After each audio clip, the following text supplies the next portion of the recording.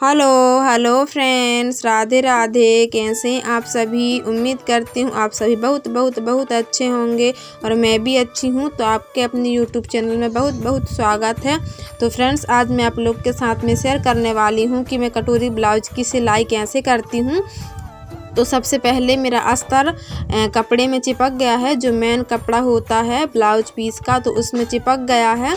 और अब मैं इसकी सिलाई करूँगी। तो बैक वाले पल्ले में मैं पीछे 2 डॉट लगते हैं, तो मैं उसको लगा ली हूँ। तो मैं लगभग 4 इंच का डॉट लगाती हूँ फ्रेंड्स। और मेरी एक आदत है, मैं अपने अंदाजे से ही अधिकतर काम करती हूँ, क्योंकि मुझे इतना अच्छे से कम्प्लीटली ब्लाउज की ट्रेनिंग देना नहीं आता है, क्योंकि मैं खुद ही सीखना चाहती हूँ। पर कई दिन से कमेंट्स आ रहे थे कि आप ब्लाउज़ की सिलाई बताओ ऐसा करके और कटिंग बताओ ऐसा करके। तो उसी के हिसाब से मैं थोड़ा सा बताने की कोशिश की हूँ। तो बैक पल्ले के जो डॉट होते हैं, पीछे 2 डॉट, तो उसको मैं लगा चुकी हूँ।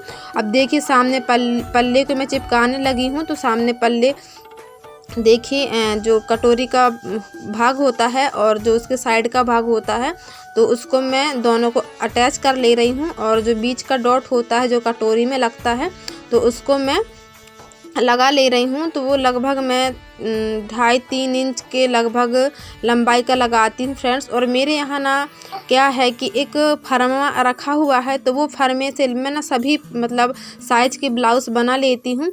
एक ही फरमा है, उसमें मैं पूरे टोटल ही ब्लाउज़ बनाती हूँ। कटोरी ब्लाउज़ चाहे जितने से छोटा साइज़ हो, बड़ा से बड़ा साइज़ हो, तो उसी को ना मैं एडजस्ट करके और बना लेती हूँ। तो वो वाला फर्मा मैं किसी और के यहाँ से लाई थी, तो मेरे रिलेशन में ही सिलाई करते हैं, तो उनके पास से मैं लेकर आई थी। और मुझे उतना अच्छे से सिलाई करने पहले नहीं आता था।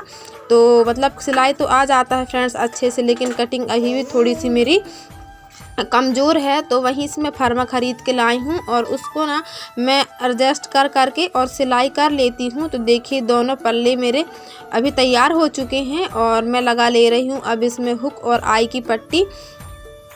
तो हमारे साइड हुक आई भी लगवाते हैं और काज बटन भी करवाते हैं। तो दोनों प्रकार की ब्लाउज़ मैं बना लेती हूँ। और मुझे 4 टक्स भी बनाने को आता है। 4 टक्स और ये कटोरी ब्लाउज दोनों ही बनाने को आते हैं, और ज़्यादा मुझे नहीं आते हैं और भी ब्लाउज़ बनाने के लिए। और फ्रेंड्स, मैं ट्रेनिंग देना चाहती हूँ। तो कई फ्रेंड्स बोली ही मेरी कि आप यूट्यूब से ही देखकर सीख सकती हैं ऐसा करके। तो फ्रेंड्स, कई चीज़ें मैं यूट्यूब से देखकर ही सीखी हूँ, लेकिन मुझे ना उतने अच्छे से नहीं आ पाता है। तो मुझे ट्रेनिंग मुझे लगता है कि देना चाहिए ऐसा करके, क्योंकि मुझे ब्लाउज़ तो बनाने के लिए आ जाती है और कटिंग भी आ जाती है। जैसा ही ब्लाउज़ हो, मैं जितने ही बड़े साइज़ का हो चाहे छोटे साइज़ का हो, सभी प्रकार के ब्लाउज़ मैं बना लेती हूँ। लेकिन फिर भी मुझ में कुछ कमियां हैं, ये मुझे पता है, क्योंकि कभी कहीं मुझसे ब्लाउज़ बिगड़ भी जाते हैं। लेकिन इतना है कि अपने घर गृहस्थी के हिसाब से थोड़ा बहुत पैसा मैं कमा लेती हूँ। तो वही देखिए, अभी मैं हुक और आई की पट्टी लगाने में लगी हुई हूँ। और कई दिन से कमेंट्स आ रहे थे कि आप प्लीज़ बताया करें कटिंग और सिलाई की वीडियो ब्लाउज की। तो मुझे उतने अच्छे से नहीं आता है, तो इसलिए ना मैं नहीं बताती हूँ। मेरे पास में जो फर्मा रखा हुआ है, मुझे इसे कटिंग करके और सिलाई करती हूँ। और फ्रेंड्स, 4 टक्स ब्लाउज तो मुझे आ जाता है। तो उसको ना मैं एक ही हिसाब से बनाती हूँ, चाहे जितना भी नाप का हो। मैं क्या करती हूँ, जो वो शोल्डर होता है उसको ना 5 ही रखती हूँ, और जो आर्म होल होता है उसको 6 ही रखती हूँ 4 टक्स में, चाहे वो जितने बड़े साइज़ का हो चाहे जितने छोटे साइज़ का हो। तो मेरा एक बनाने का अलग तरीका है और यूट्यूब में अलग तरीके से बताते हैं। तो उस तरीके से ना मैं कई बार बनाने की कोशिश की हूँ, लेकिन मुझे उतने अच्छे से नहीं आ पाता है। और मेरे पास में फर्मा रखा है, तो फिर मैं उसी से बना लेती हूँ। और फ्रेंड्स, मैं ना खुद एक सीखने वाली हूँ, तो मैं दूसरों को नहीं सिखा पाऊँगी, क्योंकि मुझे उतना अच्छे से नहीं आ पाता है इसीलिए। लेकिन आप लोगों का कमेंट्स था, कई बहनों ने रिक्वेस्ट किया था कि आप बताना ऐसा करके, तो वही मैं थोड़ा सा बताने की कोशिश की हूँ। तो देखिए ना, काज बटन पट्टी मेरी बन गई है, हुकाई की पट्टी, और ऊपर शोल्डर को भी मैं जॉइंट कर ली हूँ। और मैं शोल्डर जब जॉइंट करती हूँ ना, थोड़ा सा शोल्डर गले की साइड ज़्यादा दबाती हूँ और कंधे के साइड कम दबाती हूँ।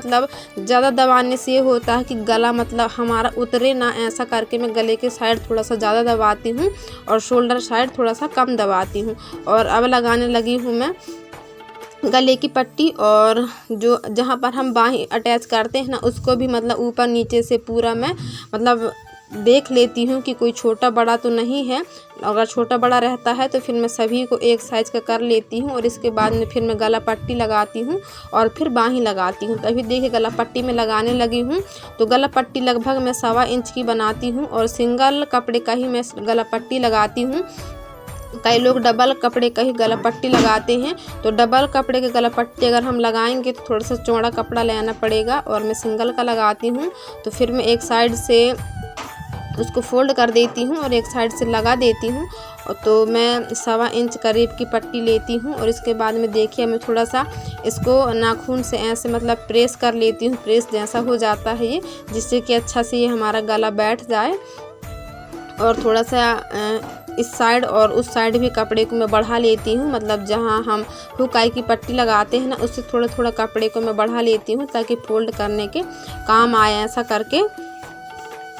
तो देखिए ही मैं गला पट्टी लगा लूँगी। और फ्रेंड्स प्लीज़ बताइएगा कि ये वाला वीडियो आप लोगों को कैसा लगा है। और मुझे उतने से अच्छे से नहीं आता है तो प्लीज़ आप ये वाला वीडियो ही देख लीजिए। और मेरे पास में वैसे कोई भी वीडियो नहीं था, इसी कारण फिर मैं ये वाला वीडियो आप लोग के साथ में शेयर कर रही हूँ। तो जैसा ही बना हो आप लोग प्लीज़ अपना प्यार और सपोर्ट बनाइएगा। और आगे से शायद ही मैं ऐसे वीडियो बना पाऊँ, क्योंकि मुझे सिलाई का उतने अच्छे से नॉलेज नहीं है।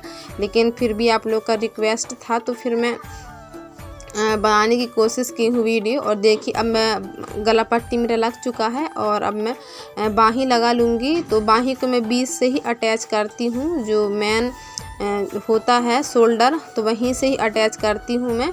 तो एक साइड अटैच कर लेती हूँ, फिर दूसरे साइड अटैच करके और फिर नाप तौल के और फिर फिटिंग कर देती हूँ। फ्रेंड्स मुझे इतना ही बताने को आता है, उतना अच्छे से नहीं आता है।